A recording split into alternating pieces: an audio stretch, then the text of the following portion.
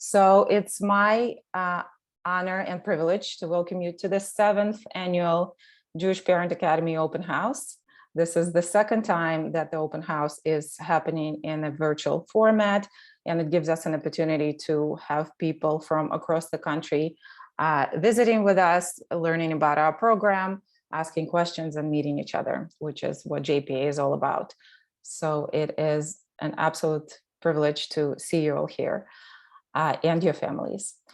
My name is Lena Pogorelski. For those of you I haven't met yet, I have been with Jewish Parent Academy for the past 6 out of 7 seasons and currently serve in the role of the executive director of this beautiful grassroots organization that was started in Brooklyn by a group of Russian Jewish parents just like me. Today, we will try to make this open house as informative and useful as possible. So, which means we'll try to make it move very quickly. And we will also give you opportunity to ask questions and chime in wherever necessary. But for now, I ask that everyone is muted so that we don't interrupt with the presenters. And there will be an opportunity for Q&A. And at appropriate times. So this is what we're planning for today. In a moment, I'll introduce the president of Jewish Parent Academy, Dmitry Goloborodsky, who will tell you about the program. You'll also have an opportunity to hear from our alumna, who'll share her experience. And I'll briefly fill you in on the application and the program. I will take very little time for that, I promise, because you'll be able to find this information elsewhere. And finally, we'll introduce David Bryfman, who I see already joined us. Hello, David. It's wonderful to see you. Our keynote speaker and one of the newest members of JPA faculty, but an instant favorite. So we're very, very happy to have him with us today. So without further ado, I want to introduce the person who is probably the key person behind Jewish Parent Academy, his own experience at Wexner Heritage Program for RSJ lay leaders in many ways informed the vision behind this program. His family, his friends, and community members became the key board members and founders of this organization. The community in which the program was started, which is Southern Brooklyn, is changed quite a bit because of JPA impact. And to tell you all this, I want to pass the mic to Dmitry Goloborodsky, the president of Jewish Parent Academy. Okay, thank you, Liana. So it is awesome to see so many people here today, a lot of familiar faces. I'll be honest with you, we very much focused on selfishly on unfamiliar faces. So if I can ask, while Liana was doing the introductions, I was trying to scroll through to see who is on. So first of all, shout out to all the board members. Liana said that I'm the key person. I'm not the key person. It is a very much group effort, and we would be nowhere if not for the dedicated people who make up the board of I forget, because the board is growing. I think we have now 13. But look, one of our board members is actually driving and hopefully not looking at the phone, Yana, while she's driving. So I want to shout out. I'm not going to name them by name, but I want to do a shout out to all of them. I do want to. There's one particular one. There's a new board member. We have Alex Feldman. We see his picture. We don't see him in live, but Alex, welcome. So he joined us as the newest addition to the board, and then we have many others. So thank you all for joining. I also see lots of familiar faces coming from the JPA alums. So there's going to be a call to action for all of our alumni at the end of and I'm only giving 10 minutes. So I gotta be careful not to go off on tangent, because I can do that easily. So again, if I can ask for those who can, do turn on your cameras so that we can see you. You could see us, and this is an opportunity for us to meet one another. I even see we have a Newton driving school. I don't know if that means the entire driving school is joining No, it's us. mistake. It's a mistake. That's okay. It's a center course. Sorry, no worries. Just joking. I didn't swing from lesson to another lesson. That's quite okay. Okay, so anyhow, welcome everyone. Welcome to JPA. I think Lena said this is our 7th, then, Lena? Yeah, so this is our 7th year. That means 7th open house that we're doing this. And full disclosure, I probably had this is one of those years where I had the least time to prepare my opening remarks. So I'm going to try to wing this. So if you feel like I'm doing this, that's because I am doing this. I am winging it. I thought I can spend literally 5 minutes with you. Lena, send me signs if you see me going over, even though I have clocks all over here. But I'm going to try to spend 5 minutes and kind of give you a little bit of history of how this has all come about. But I'm going to use me as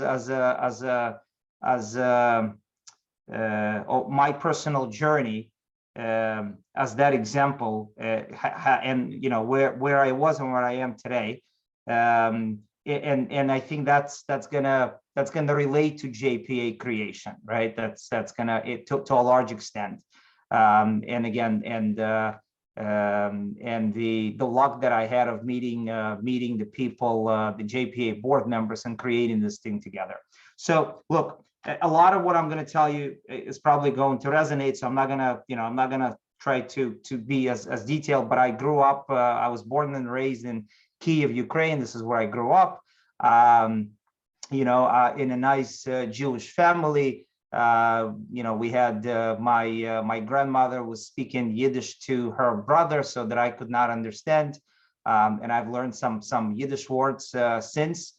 I'm not going to repeat what they are because I'm sure half of them are actually not appropriate, but you'll probably recognize what those are. We immigrated to United States in 1991 with my entire family. And growing up in the former Soviet Union, growing up in Kiev, Ukraine, and I know that some of you may not have had this experience because I've spoken to so many people from the former Soviet Union, but many of you did have similar experience. I basically learned that being Jewish is some sort of a disability, right? So you grow up with the disability, and you try to hide the disability as much as you can. So coming into America, and realizing that, oh, wow, this, you don't have to hide it because you simply don't have to have that disability. There's nowhere where it shows that you're Jewish. So you don't no longer have to hide the school's journal and to see where it says, a Jew next to your name, or in the passport that you receive or anything like that.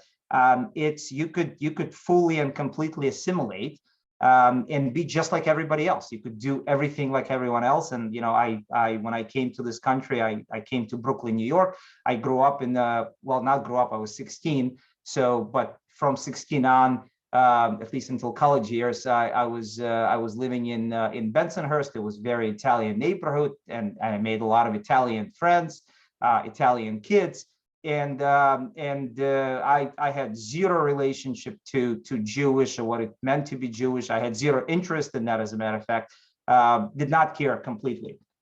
And it was only with the birth of our first daughter 19 years ago, actually, where I had to ask myself a question. So what is she now? Is she Jewish, American? Who is she? Russian? Soviet? I don't know. And I actually talked my wife into giving her, I don't know why, I don't remember exactly why. I think it was something selfish probably, or something that I thought I can do vicariously through my daughter. But I said, well, why don't we give her to a Jewish daycare? And she was extremely hesitant, my wife, Irina, and finally I talked her into it, and we ended up giving her to Jewish daycare. So all our kids receive Jewish education, and I'm very proud of that.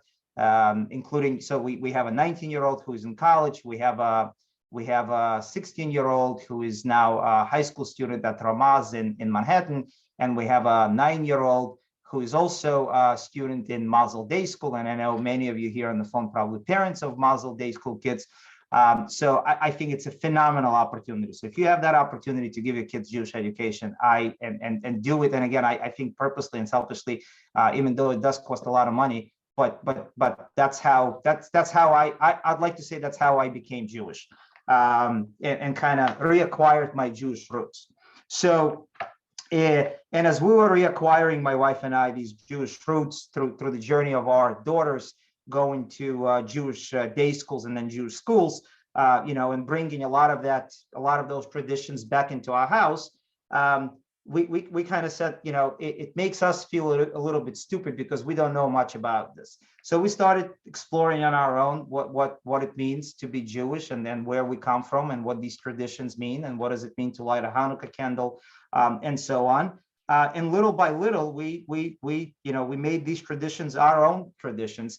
And I have to say today, I don't think I would change any of that. I can't tell you that I'm a fully practicing Jew, but I do a lot of Jewish things.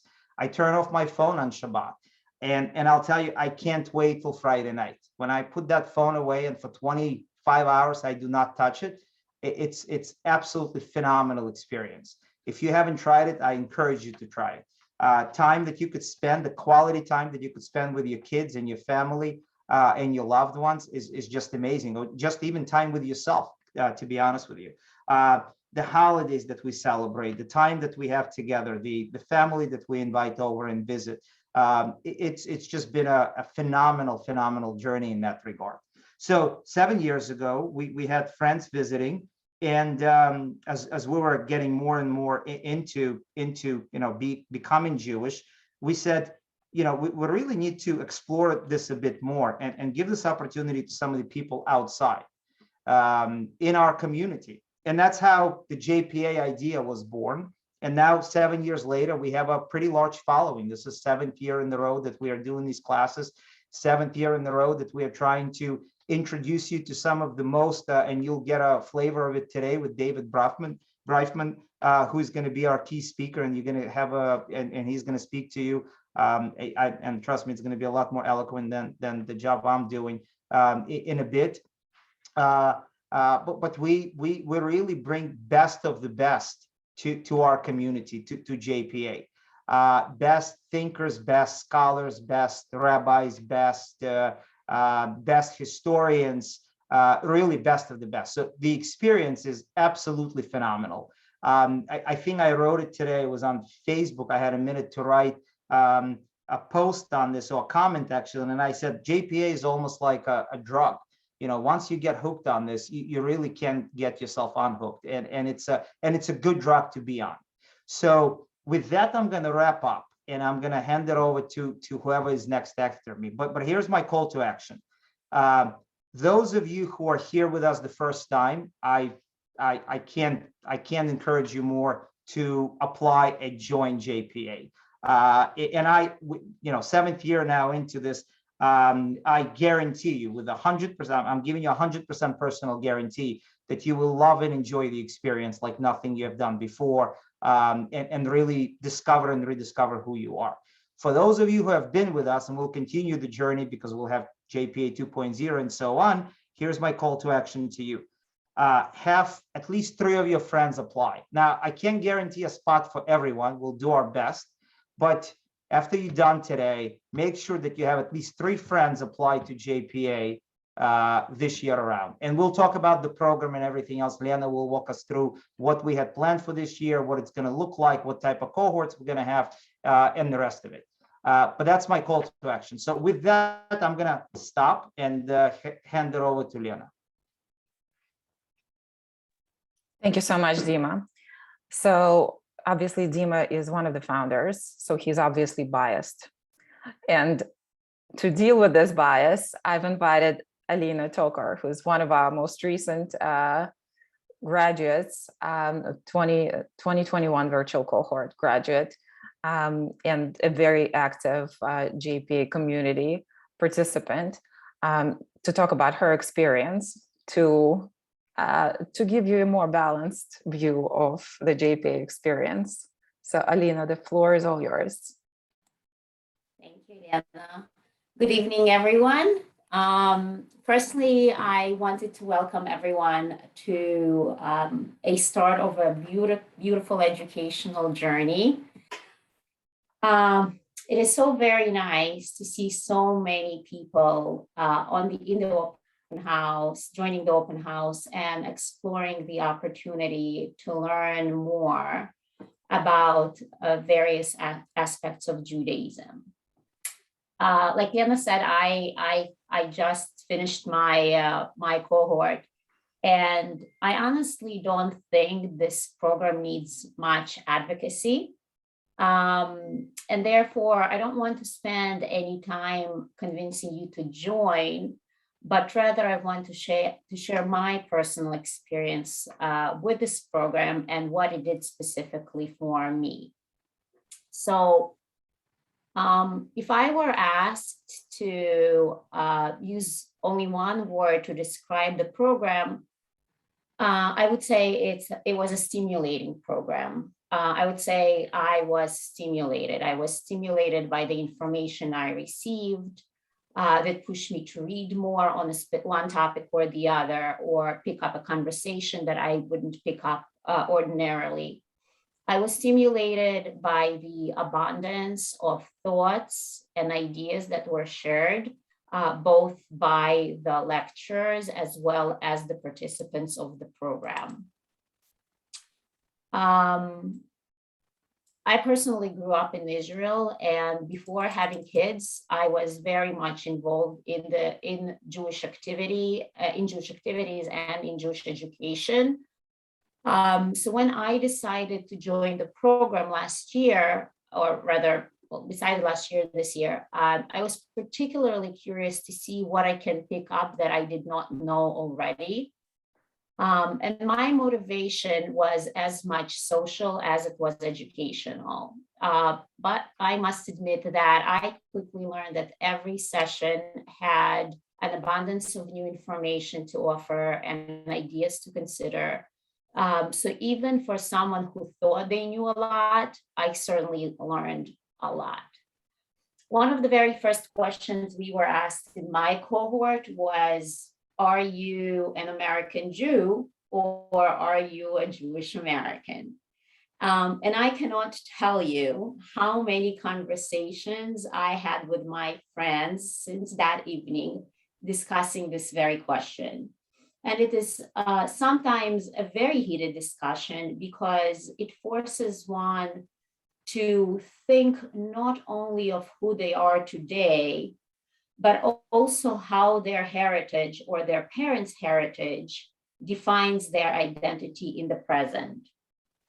Among my friends, the question evolved, and it took many different directions. And some of us started arguing that we need to add Russian or Russian speaking to this description, while others were very much opposed to it. We spoke about whether the concept of identity is a fluid one and it evolves over time, or is it fixed for life, and how our identity is going to rub off on our kids.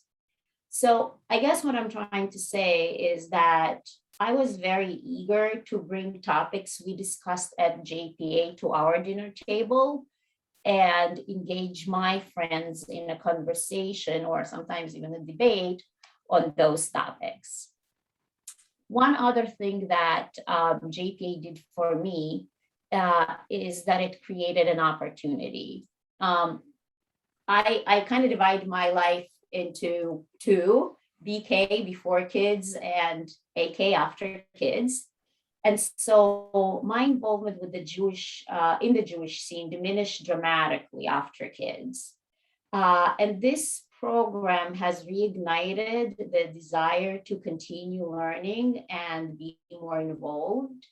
In essence, it created the space and the time to take a step back from the day-to-day and dedicate time towards something that mattered to me that I was putting off. So much so that two things really transpired. One thing that happened after I finished my cohort is that I signed up for JPA 2.0. And I have to say that I absolutely love it. The lectures are very focused on two topics that are near and dear to my heart.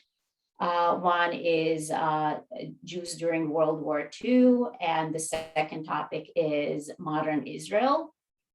So those of you who are always on the lookout for information and informational ammo to be able to advocate for Israel and stand for Israel, it's certainly something to consider. And the second thing that transpired is that some of us from the Livingston and Short Hills area got together, and we are now in the process of bringing JPA to our neck of the woods.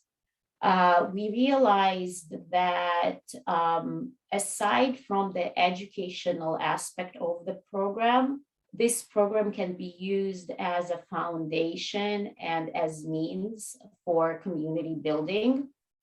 And we made it our mission to expose as many folks here to the program and use this as an opportunity to create a stronger and more united Jewish community in the area.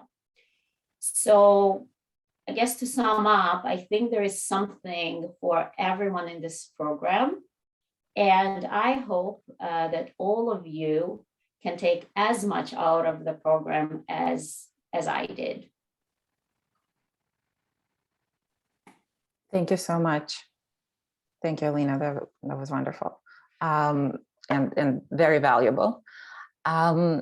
So now that you've heard a little bit about the perspective of being a participant, people behind the program, I wanted to very briefly share the details of the program itself. Give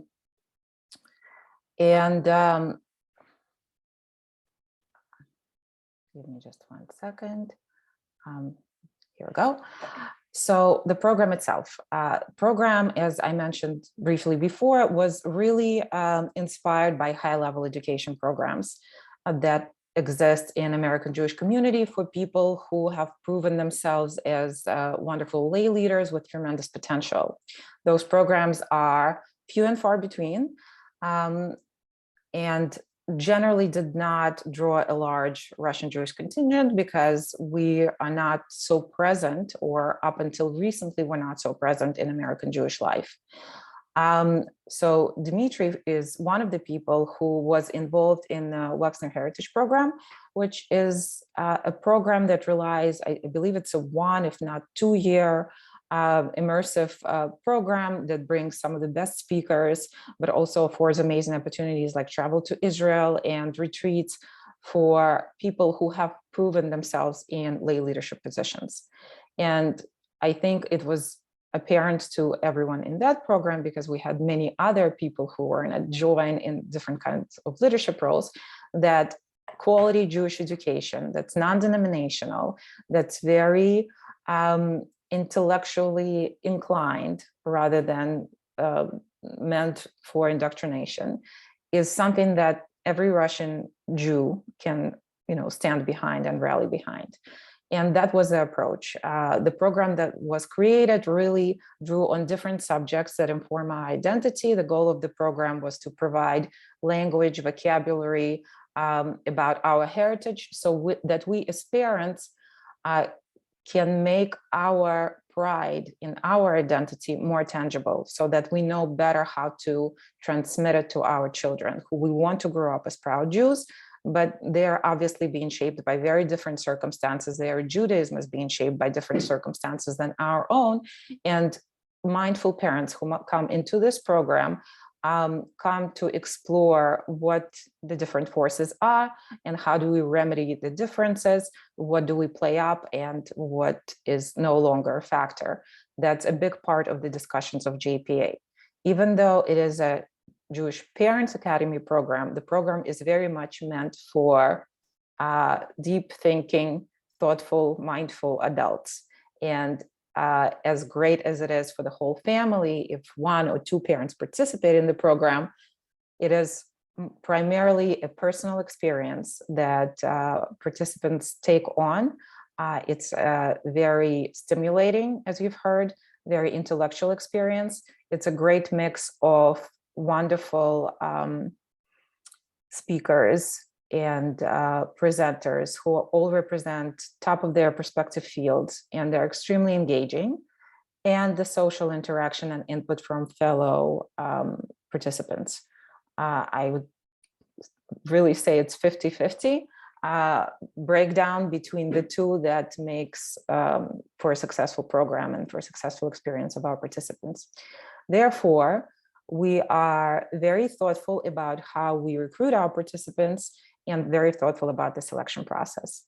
So since we're on it, I'll mention that the applications will be available for applications for 2022 program will become available today and will be open for the remainder of this and next week.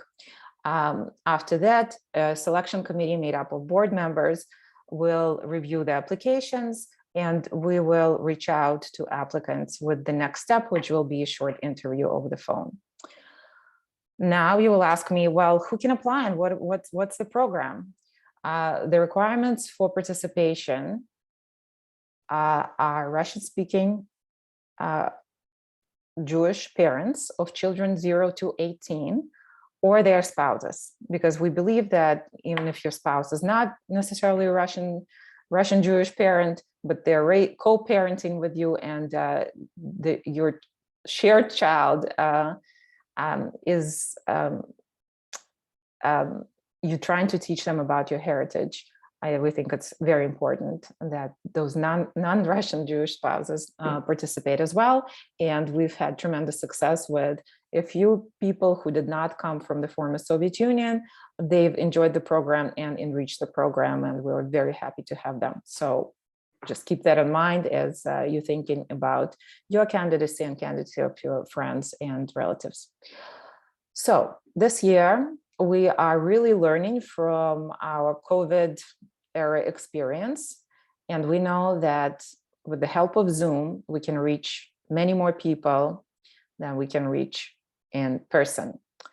At the same time, we're very, very eager to restart in-person programs, because getting out of the house once every couple of weeks into an adult company where you have uninterrupted intellectual stimulation is quite powerful, and we want to be able to continue offering this experience.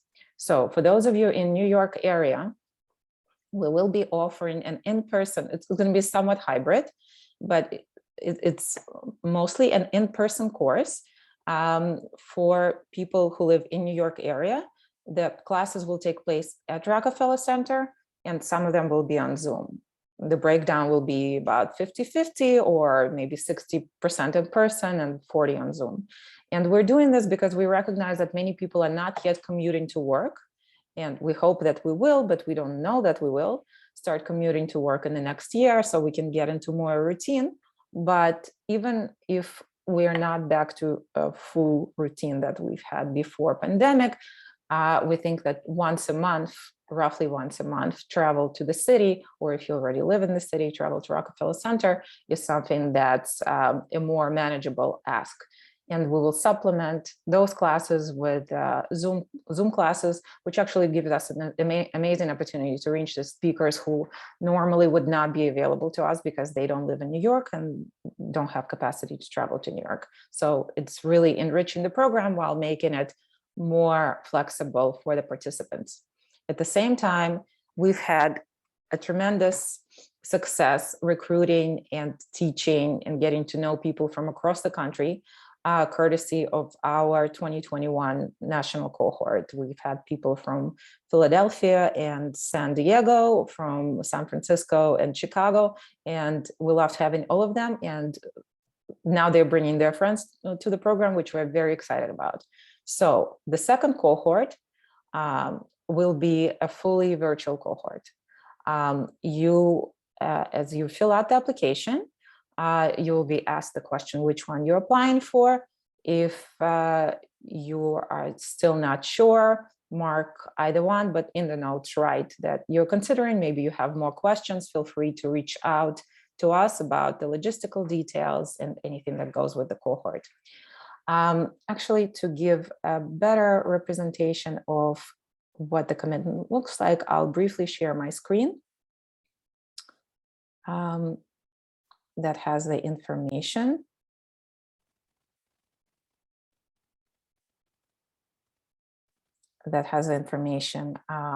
Laid out. So for the national cohort, we're going to be meeting on Wednesdays, starting on January 26th and finishing by the end of May, roughly every 2 weeks.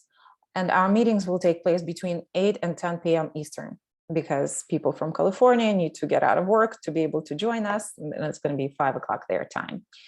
The cost for participation is $180 for virtual programs. I want to mention that obviously the fee that we ask the participants to cover is a relatively small percentage of the cost of the program, and it's a token fee that represents your commitment to participation. And of course, all this time I've been showing you the New York program. The New York program will meet between 6:30 and 9:30 p.m. when we're meeting in person, and between 7:30 and 10 p.m. when we're meeting on Zoom to make this manageable for everyone. And the cost for participation in the in-person cohort is $360, which represents a slightly larger percentage of the fees. So I'm going to stop sharing the screen at this moment and just mention a couple of things about the program and participants.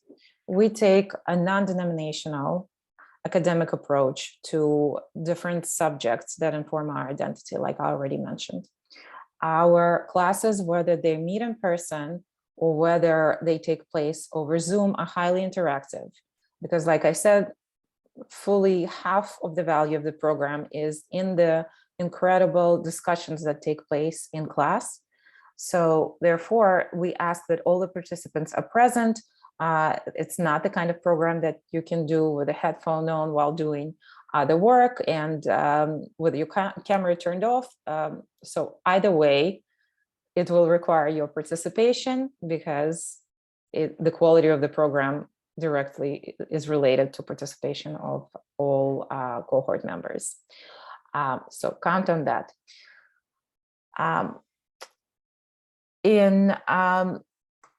The only other thing I want to mention, probably the most important thing you need to know about the program and the organization, is that this program is created fully for Russian Jewish parents by Russian Jewish parents.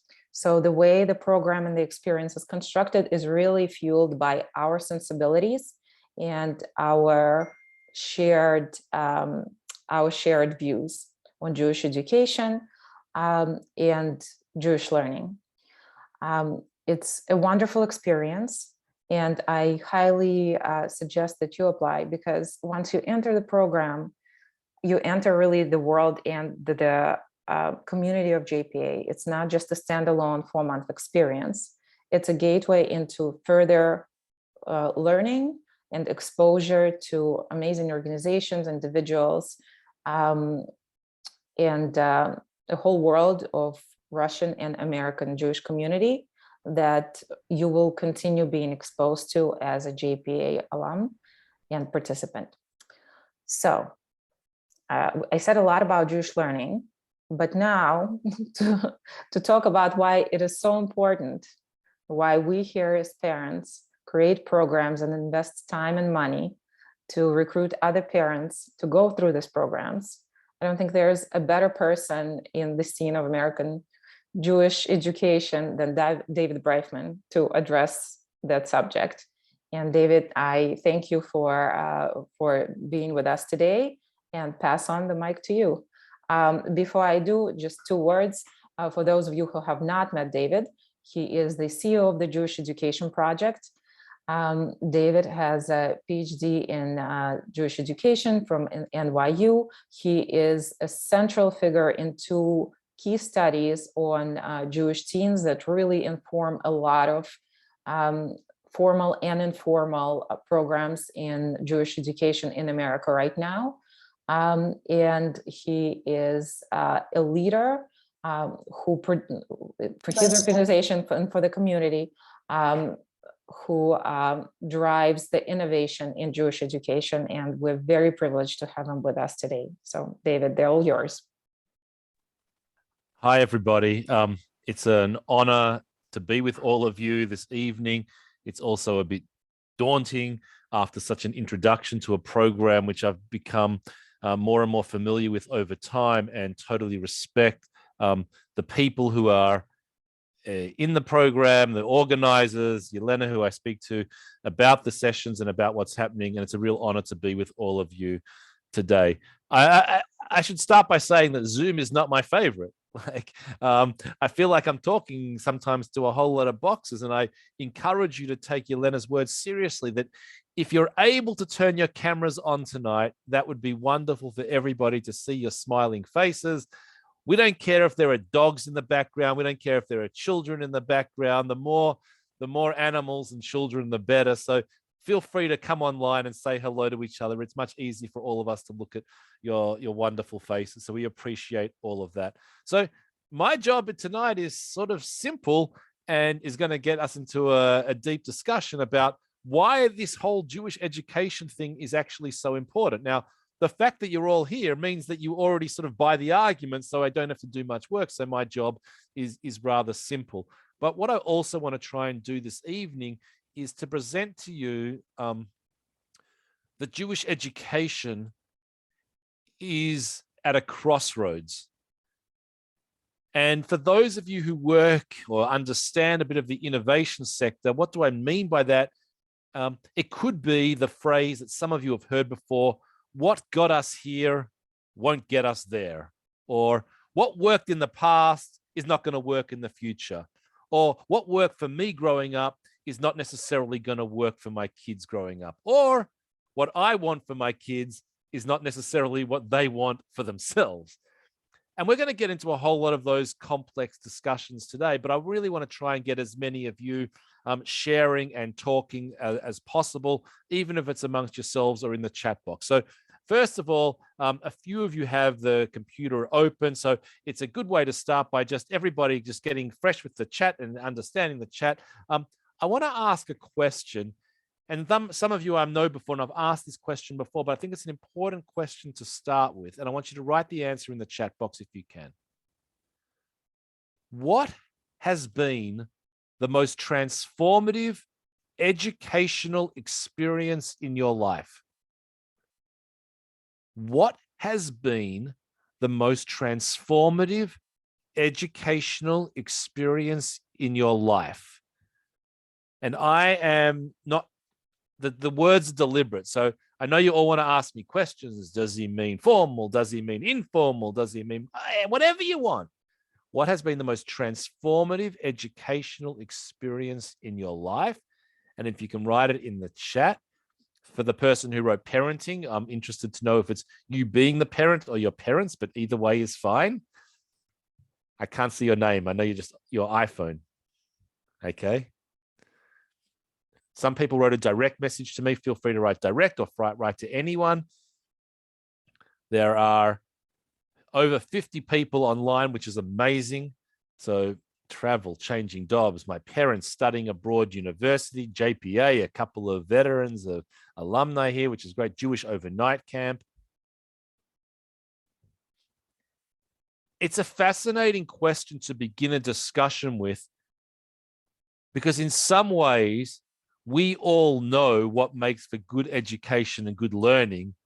And the question we're really often asking ourselves, if we know what's good, and in parentheses, and if we know what sucks, right? If we know what's not so good, why can't we just have more of the good stuff all the time? And we know that not all education is actually good all of the time. And we'll talk a bit about that as well. Now, I want to make a distinction here because some of you have answered really incredibly important answers. And I want to make this distinction. There is a difference between learning and education. I want to be very clear. I learn all the time. I am learning every time I interact with somebody. I am learning every time I realize that I can't touch the stove because it's hot. I realize that. As a young kid, I learned when not to cross the road, when to cross. I am learning all of the time. Learning is me gaining more knowledge and skills to help me be a better whatever it might be. Education is a systemized form of learning that has a lot of organizational structure around it. Education is a particular subset of learning, which is important. Now, the interesting piece is that not all learning is education, obviously. Sometimes not all education is learning. That's another part of the equation. But I want for this discussion to understand there is a difference between learning, that which all people do all the time, happens naturally all around us all of the time, and education is the structures by which learning takes place. And some of you know the formal structures, a school, a university, a summer camp, that's education, and learning takes place within there. But education refers to this. And YPA, the Jewish Parent Academy, is a form of education, which obviously involves a lot of learning, which is really, really important for us to understand as we start the discussion here this evening. Now, I am going to try something and see if it actually works with sharing my screen, but sometimes it happens and sometimes it doesn't. You think after all of this time on Zoom, we would actually learn to get this right. And I want to start off by looking at this particular pasuk, this particular verse from Proverbs, from Mishle 22:6. I use this verse because it is probably the most used verse in education, in Jewish education that we talk about. And the verse goes, Hanoch lenoar al pi darko, gam ki yazkin lo yasur mimena. Train a lad in the way he ought to go, and he will not swerve from it even in old age. Now I'll do a bit of translation and a bit of like my own translation with this as well. Train a child in the way he or she ought to go, and she will not swerve even from it in old age. And I like this verse to start off a session tonight because I think it's really, really important. We can translate this in many different ways and we can understand it in many different ways. Train a person in the way they should go. Let's just stop there for a second and see what that actually means. Train a person in the way they should go. What does that mean? In the way they should go. I have a curriculum. I am a teacher. I know what this young, train a person in the way they should go. I'm going to ask someone to comment on that. When they hear that, train a young person in the way they should go, how do they understand that verse? I need a volunteer, someone brave. Otherwise, I'm going to pick on the people that I know, and that's not going to be fair to them. Train a person in the way, teach a man to fish. Natalia, thank you. I can ask someone to come off mute and share with vocally as well. We have voices tonight as well. Anyone brave? Train a person in the way they should go. I can speak. Okay, where's that? Who's that? That's me, Larissa Algudin. Hi, Larissa. Hi, I'm from Cleveland, Ohio. And when you hear that, what do you think about? Train the person based on their intellectual abilities, personalities, their desire to achieve something. So it's all about them, what they can obtain, what kind of knowledge and qualities they can learn and move forward. And it's not sometimes about the programming, because programming can be changed based on the child's needs. So this is going to become the most critical part of tonight's discussion. Is education about telling, in this case, young people what they need to know, or is it about helping them become the best versions of themselves? And I can see the chat's going a bit crazy already, which is good. Keep it going in there.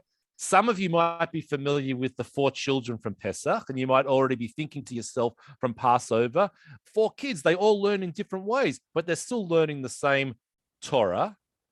So therefore, we have to learn to everyone's, what their dispositions are or what their capabilities are. Now, believe me, when the rabbis first wrote that pasuk, they had one thing in mind: train a child according to their way, because then they added in the second part, which is really important, right? They weren't so naive to think anyone can grow the way they want to. He will not swerve from it even in the old age. So no matter what path you got there, it was still important they actually didn't leave that path when they were in old age. So their end game was pretty clear, even though they might have taken different paths to get there. For those of you with an education background, you might be thinking about Howard Gardner and multiple intelligences, and some people learn physically and some people learn mathematically and linguistically. But this is to teach a young person in the way they should go, and he will not swerve it from old age. Train a child to make a right choice. This is important. But I want to focus on one word before I leave this slide, which is really important. The first word, chanoch. Train is probably the worst translation I could possibly have of the word chanoch. Now, some of you know chanoch because you've heard it before in many other phrases, but the most common you might heard of is chinuch, education. So educate a child in the way he ought to go or she ought to go, which I think is really important. But I want to offer one other translation, which I think is really important for tonight's discussion. You might also have heard the root, the shoresh chanoch, in another word, Chanukah. Some of you might have heard in Chanukat Habayit, when you dedicate a new house. Chanukah, from the same shoresh, from the same root as Chanoch, educate, means to dedicate. Or in Chanukah terms, to rededicate. What does it mean if we retranslate that sentence to say, dedicate a young person in the way they ought to go? And if we think of every moment of education as not me training somebody, as not me telling them what they ought to know, but as actually dedicating a person, dedicating a soul, then it all takes on a very different transformative experience. And that's what I want to claim about education. Education at its very best is about transforming lives. Education at its very best is about making people better human beings. And this is a really, really important thing for us to understand, because a traditional definition of education, or that education which happens in schools or in universities, is not that. If I was to walk into NYU, which I did on my first day of graduate school, and I said, okay, what's the definition of education? They tell me to teach young people the knowledge and skills that they need in order to be good citizens of society. What does that mean? Firstly, it says teach them the knowledge and skills in order to be good members of society. What's the most important part of that equation? The knowledge and the skills. I fail as a teacher in public school system if I do not teach my kids how to read and write and acquire the knowledge and the skills that they need in order to be good members of society. It's a bit trickier than that, because now I've added an extra part about society. What does it mean? So now all of a sudden, somebody, the Minister of Education, has now decided what it actually means to be a good member of society. And I've got news for all of you, and this might resonate with you differently to some of my other audiences. This is code. This is an important code. When I am teaching a younger generation the knowledge and skills that they need in order to be a member of the society in which they live, there's a second part of that sentence which all of you know very well. I give young people the knowledge and the skills in order to replicate the adult society in which they live in. I teach them just enough information so that they can know exactly what they need to be a good American citizen. In the extreme case scenario, I teach them exactly what they need to do in order to be a good, upstanding citizen, to replicate exactly the society I want to be. And I'm very nervous when I say this, but in its extreme view, many of you who understand what communism really is firsthand know exactly what education was designed to do for a population that was designed to replicate the adult society in which these young people live. I don't want to teach them too much. I want to teach them just enough so they can be good members of the society in which they live in. What's this got to do with Jewish education? Because Jewish education is not about, hang on a second, maybe it is.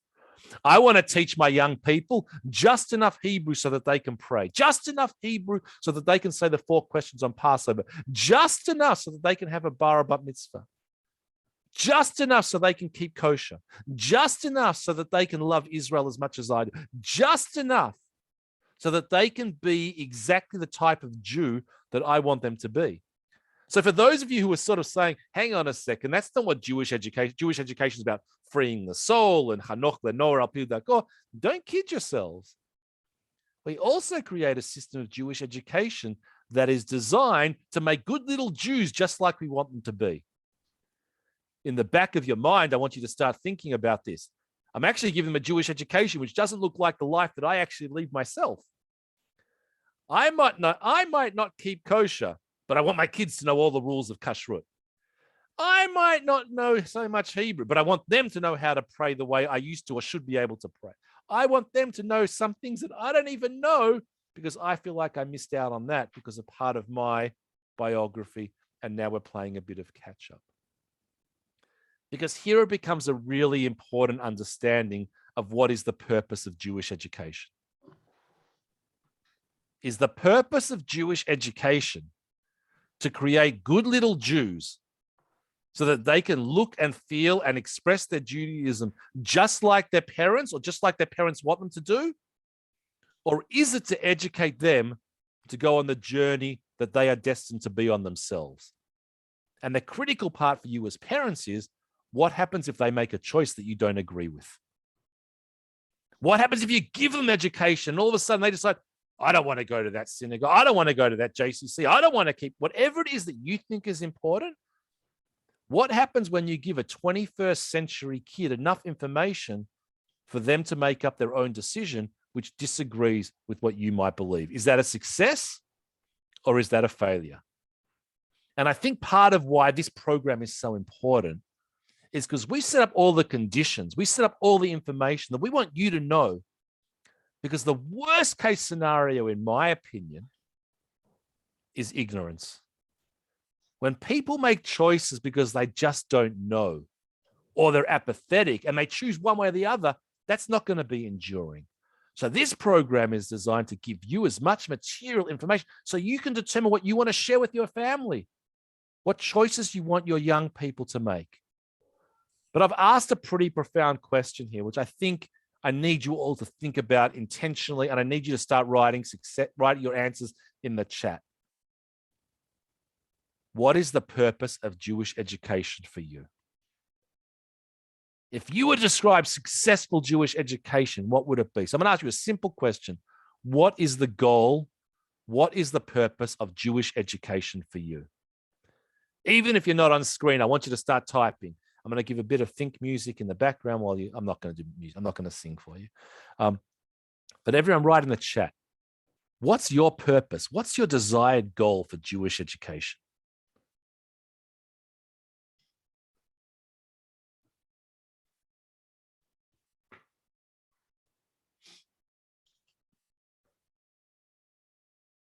I'm going to read through some of these, but I want to give people a time to.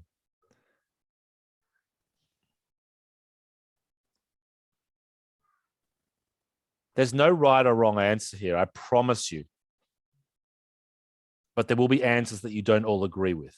I promise you that as well.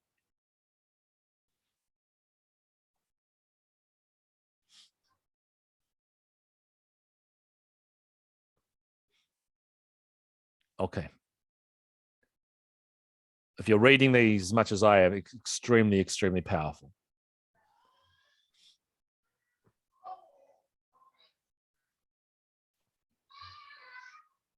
Can everybody read the chat, or do I need to read some of the answers for people as well?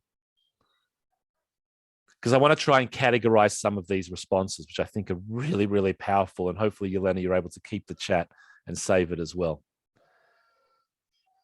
There's one group of answers here which literally says, I want them to know as much Jewish stuff as possible. A lot of people have different reasons for that, to reclaim my history, to teach them things that I didn't have a chance to grow up. But there are a lot of people here who think that teaching knowledge and skills, the more stuff our young people know is really, really important. Believe me, I am not going to argue that that is a bad thing. Knowing more and more stuff, the Jews are the people of the book, the more literate we are, good for the Jews, good for human beings. To know stuff. We have enough Jewish stuff. We have a few people who have made comments here, which is secondary to that, but as important, to avoid assimilation, to keep Jewish continuity, to make sure they marry someone Jewish, and to make sure that they have Jewish children. Think about this. The reason you give a Jewish education is that they will make Jewish babies. All I am going to say about that is not a linear proposition. Okay? The number one reason why people in America get married and have children, does anybody want to take a guess? Okay, love. Okay, that's the answer, right? Like, no matter how much education, no matter how much summer camp, no matter how much birthright, no matter how much you give them, still the overwhelming number one reason why people get married and have children and decide to raise their family in a certain way has very little to do with their religious practice.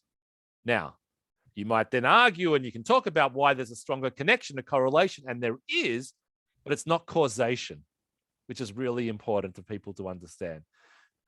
In fact, if you tell a teenager, and some of you have teenagers, the reason I am going to send you to Sunday school or to summer camp, the first thing they're going to look at you and say is, you got to be kidding me, right? Like, I'm not getting married for another 20 years, right? Don't start talking to me now about you know that. I'm not dismissing the argument. I'm not saying it's not important. I'm just saying we all need to understand that it's not always going to be successful because we want it to be successful in that way. But we have two arguments up here already, which are really important. One, the purpose is to know and know more knowledge and know more skills. And the second, connected to that, is for Jewish continuity or for Jewish family's sake. Now, we have a third question here, or a third proposition here, or a third category, which is also important. And these are the people that answered that it's not important for them to be Jewish. It's not important for them to have Jewish kids or Jewish families, but some people have actually said that it's important for them to be a better human being. That it's actually important because being Jewish will make them a better citizen of the world, for them to be proud of their life, but actually to have values which guide them in other ways, which may or may not reflect their Jewishness. This is really important. And it's important distinction. Is the reason for a good Jewish education to be more Jewish, or is it actually to be more human? And that is probably one of the biggest machlokets, divisions, debates in the Jewish world today. Why is it important? And I don't think it's either or, by the way.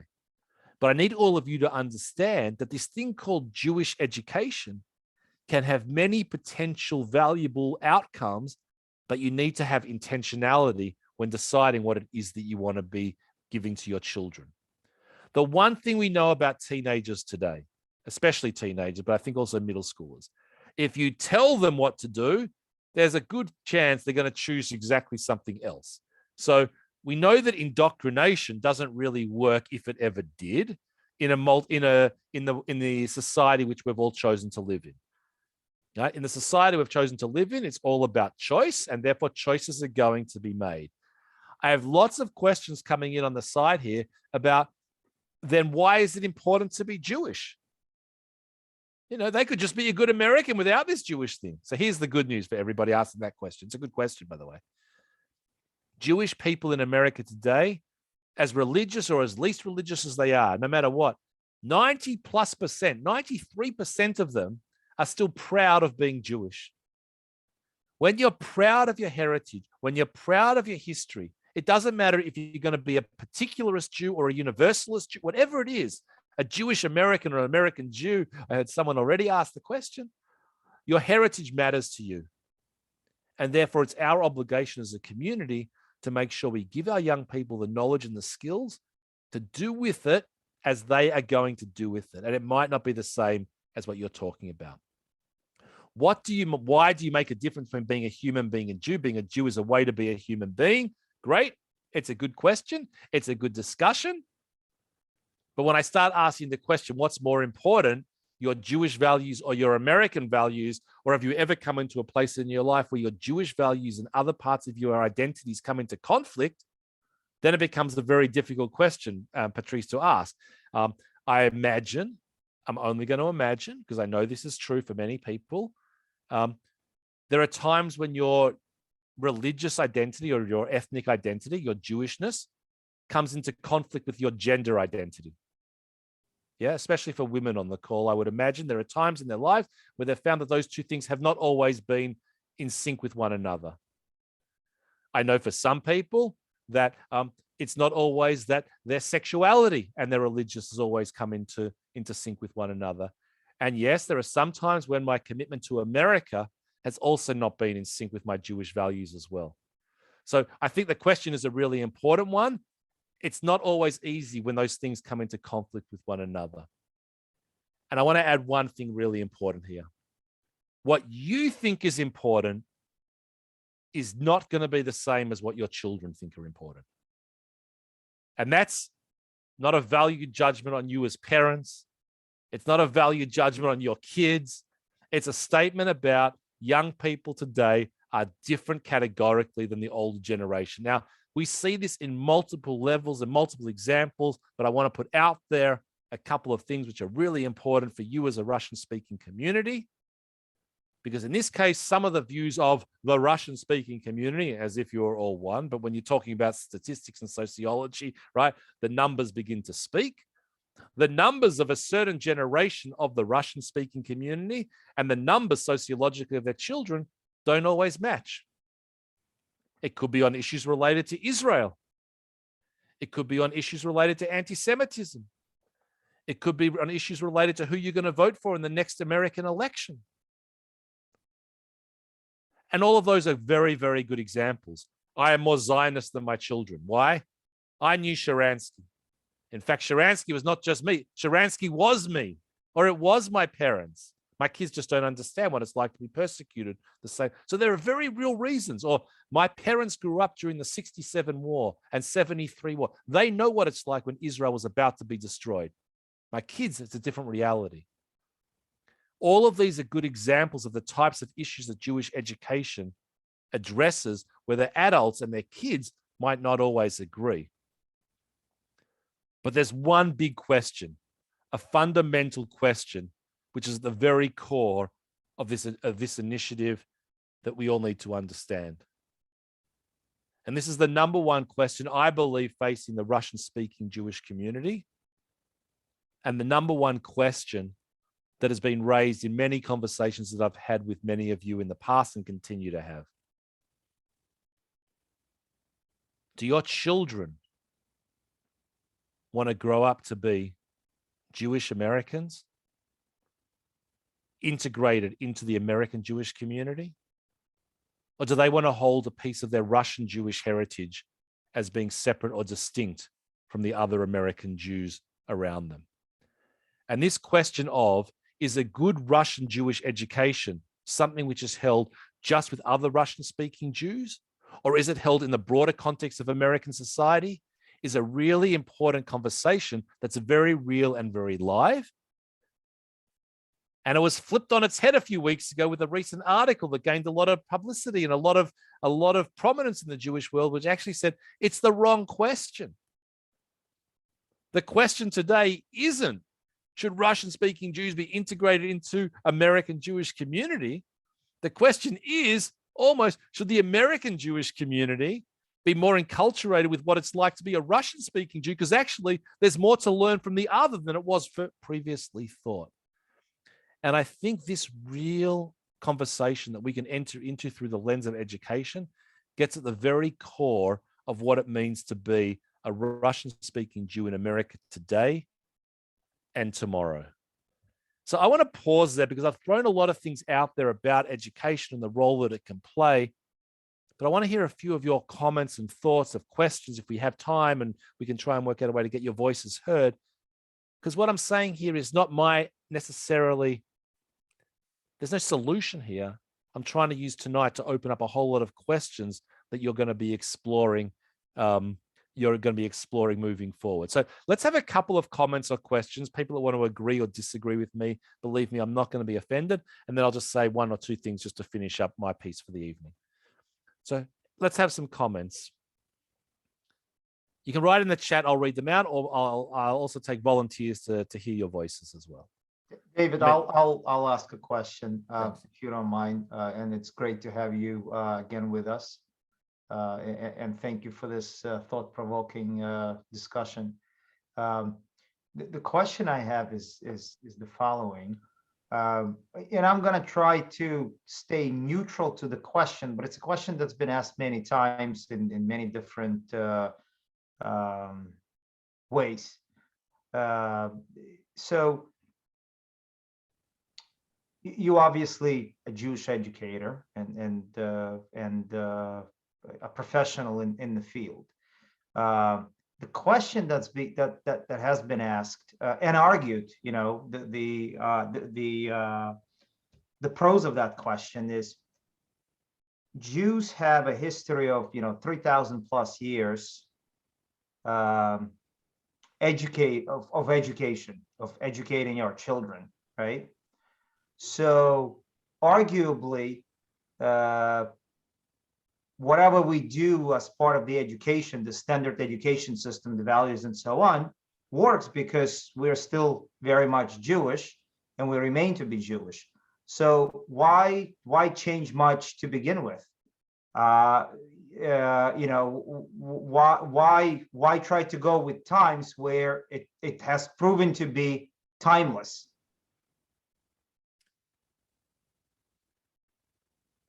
The infrastructure of the American Jewish education system was built for 1950s American Jews.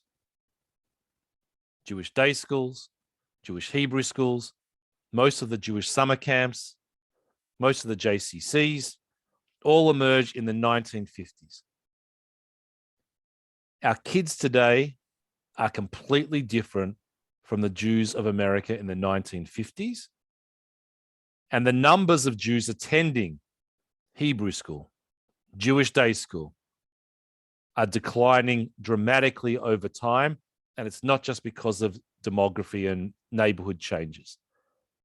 If we continue offering the same curriculum in the same schools that we did 70 years ago, we are basically saying that the world has not changed, and all of us know around this table that it has completely changed. On top of that, none of these institutions were created for you, for your population. It wasn't inconceivable in the 1950s when we were building JCCs that all of a sudden hundreds of thousands of Jews from the former Soviet Union would become the bulk in some cases of the internal Jewish community. Like, that was inconceivable. I'll give you another practical example, and this is going to hit hard for some of you, right?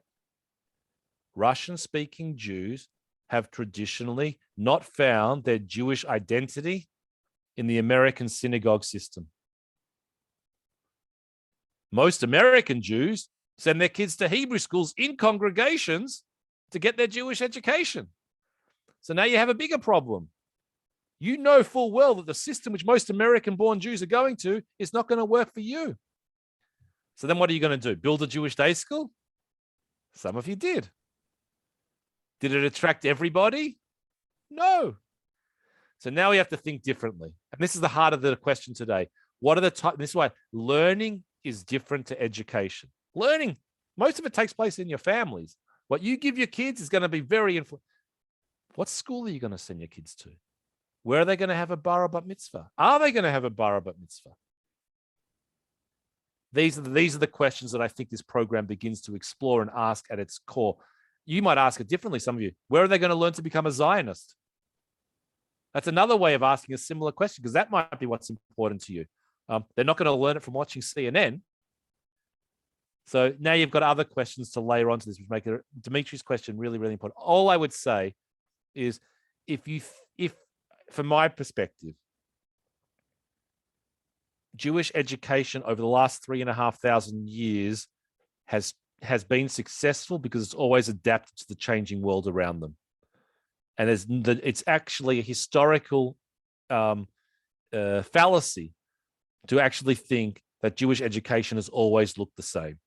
And it's on us right now, dafka, especially post-pandemic, when the whole world is going to change, because if we can't change and adapt Jewish education now, that's shame on all of us.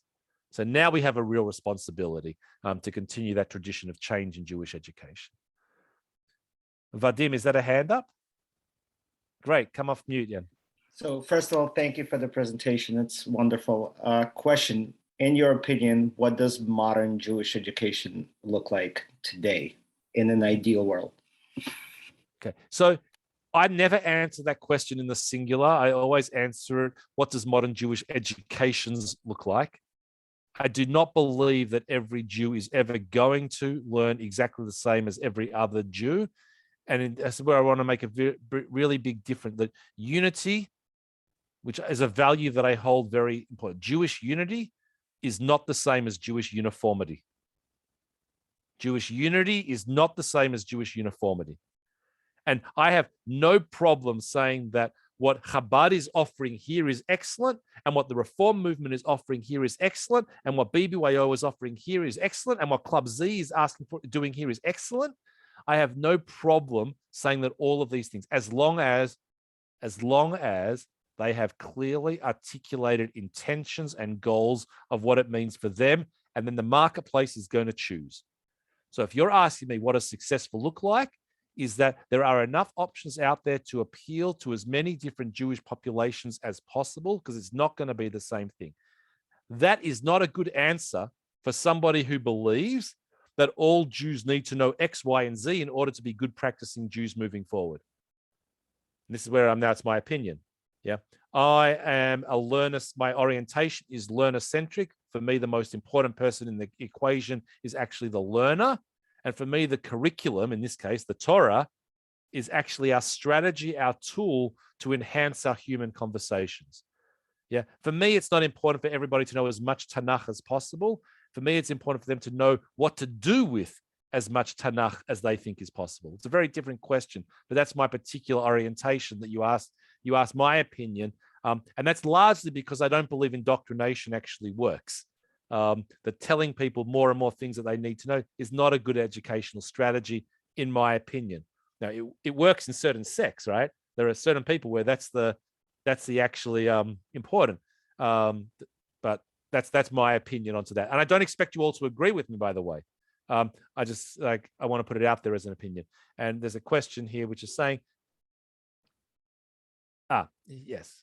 Okay, so the intention part is really, really important. I do think you run into an interesting proposition as a community, and here I have no idea where each of you stand on this practice, is that for many people who grew up in the former Soviet Union, the Judaism which they know, and for whatever reason have chosen not to practice, right? So the Judaism that you know, but have chosen not to practice, is a form of Orthodox Judaism, right? And therefore, it runs into a really interesting discussion. Okay, so I'm choosing, Dimitri gave the beautiful example about his Shabbat practice. I have no idea what Dimitri does for the rest of his life. It's none of my business, right? But here we have an example where many people have they know what it should be like. This is what I want them to know, even if that's not how they're going to practice their lives. Yeah. The Reform movement in America said something different. The Reform movement in America said, actually, I don't want them to learn what they're not going to do. I want them to learn the Judaism that they actually are going to live their lives by. And that's a very different orientation to some of the Jewish expressions that you grew up with in the former Soviet Union. By the way, it's more similar to what I grew up in Australia. Yeah. The shul that I decided not to attend in Australia was an Orthodox synagogue, because that's not how I wanted to lead my life. But being Jewish became very important in my life as well. So I think it's an important conversation. But again, I had to know what I was rejecting. or I had to know what I was not choosing. That was important to me. And that's what I think is a really important part of this discussion as well, is that you want people to choose the path that they're going to go on, but you need to know something. There's a problem in America today. Too many people have an opinion about things that they know nothing about. Now, that's just a problem that we're dealing with, but I think Judaism has a solution for that as well, which is like, learn more Jewish stuff and then decide what you like and what you don't like. I want to get at least one more question. I know, Irene. Hi, Irina, how are you? Hi, how are you, David? Thank you so much for this presentation. I have a quick question. When you are speaking about modern Jewish education, are you referring to the way that education is delivered, or are you referring to the content and us modernizing the content of Jewish education? Oh, such a good question. I'll tell you what I'm not talking about. I'm not talking about the question of whether it should be in person or digital, right? So I'm not talking about that as the modern piece. You're hitting on a really important piece here. I believe that living in a postmodern world, which we live in a consumer economy where people get to choose whatever it is they want to do, that our job as Jewish educators is partly sales. Part of what I'm doing is trying to make sure that my product is valuable enough for you to want to spend your time and your money in educating your children in what I'm offering. If I am offering something which is irrelevant to your life, why should you choose it? So in order to say what a modern Jewish education is, I answer partly by saying, I have to make sure that the Judaism that I'm offering is so valuable for you that you can't imagine your life without it. So here's an example. I studied curriculum before, and I studied Talmud curriculum. For those of you who went to a Jewish day school, you probably know the answer. You've seen your kids when they study Talmud. There's one verse that every Jewish day school kid talks about in Talmud. It's about oxen goring other oxen. 50 years ago, someone put that tractate of Talmud into a curriculum, and it sort of stayed in the modern Orthodox in very many days. I can make it relevant. I can pretend it's relevant. I got news for you. There is so much more Talmud which is relevant to the real life of a kid today rather than oxen goring oxen. I understand the business transaction piece, but I understand all that in property law. But in reality, so Irina, part of my answer to your question is yes and. Yes, pedagogy needs to be more updated, and the idea of the sage on the stage, the person giving a lecture, just doesn't work for 21st century kids today. Very few of them, right? That might have been what we liked growing up. And some of you even wrote your university professors as your most transfer. But the average kid today has an attention span. They used to say 7 minutes between commercials on TV. Now there are no commercials on TV, so it's probably closer to 30 seconds because that's what a TikTok. The average kid today is not going to sit in a lecture and just absorb like a sponge. So the pedagogy needs to change. But I'm also arguing here that the content also needs to adapt. I cannot teach kids or continue to teach kids things that I know will not be relevant to their lives. I need to teach things that they can make sense of for themselves, because at the end of the day, this is not a value judgment.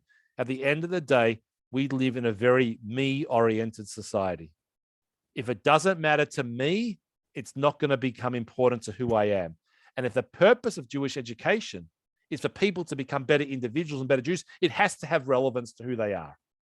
So yes, and I'm not going to say the Torah needs to change, but the pieces of Torah or the pieces of Jewish wisdom that we teach might need to adapt according to the world in which we live.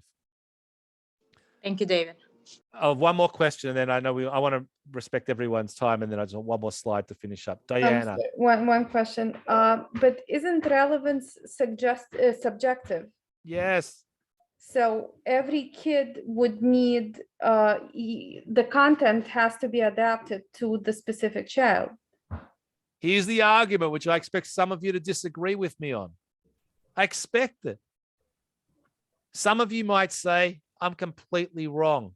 There is a Jewish curriculum that every young person needs to know in order to be a good Jew. I'm saying that type of pedagogy might have worked in the past, but for education to work today, it needs a certain amount of content, but it also needs a large amount of relevance. And yes, how people interpret that is going to be different. And one Jew might not interpret it the same way as another Jew. By the way, the classic example, and I'm not doing this lecture tonight because I'm not going to finish there, is Israel education. I do a lot of work in Israel education. Believe me, I can teach the same kids the same facts, objective facts about Israel and the 6-day war and borders. And believe me, those two kids are going to come up with two different opinions on that same topic. By the way, I can teach the same kids about God. And in today's world, I think I got a 50-50 chance that one is going to come out a believer and one is going to come out an atheist. Who's more successful? Who's a better Jew? I don't know, but at least they know what they're making a choice about. Because I know the alternative doesn't work. Telling every young Jew, in order to be a good Jew, you must believe in God and pray 3 times a day. Or in order to be a good Jew, you must believe that the West Bank and Gaza Strip are part of Israel proper.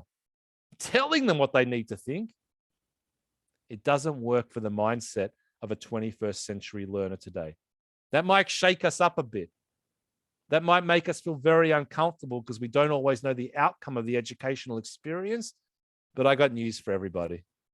That's the world in which we chose to live. And America is built on all of these ideas with no single outcome predetermined. And I want to have one more quote just to finish this off because I think it's a really important piece to finish on. Janusz Korczak, who many of us know, was a Polish Jewish educator in Warsaw. Most of us know the story about how he suffered and how he died. You know, when the Warsaw Ghetto was liquidated, him and his orphans from the orphanage were taken to Treblinka. Not enough of us know about the way he lived and the educational philosophy and pedagogy that he spread into the world. He answered Diana's question in a very different way, and I'm going to share a quote with all of you to finish off tonight. I had so much stuff to share with you, but here I go.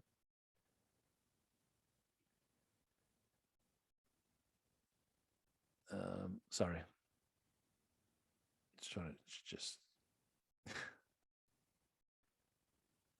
Children, I can't see my own screen. Can somebody read this for me? Children are not the people of tomorrow, but people today. They're entitled to be taken seriously. They have a right to be treated by adults with tenderness and respect as equals. They should be allowed to grow into whoever they were meant to be. The unknown person inside each of them is the hope for the future. This quote for me is really, really important, and coming from this context is even more significant. Korczak's contribution to the world was his respect for people and humankind and respect for children as learners. And he gives a question, he answers Diana's question in a way which I think is confronting and difficult to actually answer, but it's a really important question. And I guess the last piece to finish on, and the last quote I want to finish on is this one from Rabbi Lord Jonathan Sachs of blessed memory, passed away recently. For Jews, education is not just what we know, it is who we are. Like, this is the reason why this program is so important. This is the reason why all of you should consider applying for this program. This is why all of you as alumni should be so proud of what you accomplish and who you are. This is who we are as individuals, and more importantly, perhaps, this is who we are as a community. And if we've learned anything about this program and others like it, learning builds community like no other strategy that we know and have available to us. And when you come together and learn together as equals, and you share and you argue and you fight and you discuss, and then you go out and have a drink afterwards, or when you have a virtual l'chaim on Zoom, that's when the magic of Jewish education takes place.